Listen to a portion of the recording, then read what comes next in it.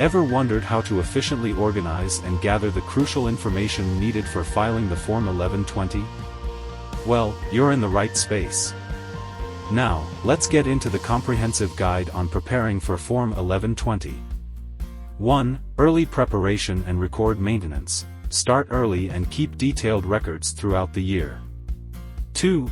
Comprehensive understanding of filing requirements. Know your corporation's details and tax implications. 3. Leveraging accounting software. Use tools like QuickBooks for efficient record-keeping and preliminary tax calculations. 4. Staying updated on tax laws. Keep tabs on changes that may impact your tax filings. 5. Documenting shareholder information. Collect accurate details for proper reporting. 6. Understanding taxable income and rates. Be aware of income brackets and tax rates for C corporations.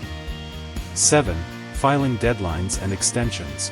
Mark your calendars and know the deadlines. Now, for a pro tip. If you ever find yourself knee-deep in tax complexities or need personalized assistance, consider consulting our seasoned tax professionals at High Five Consulting.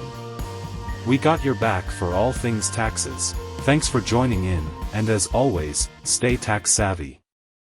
We'll catch you in the next one.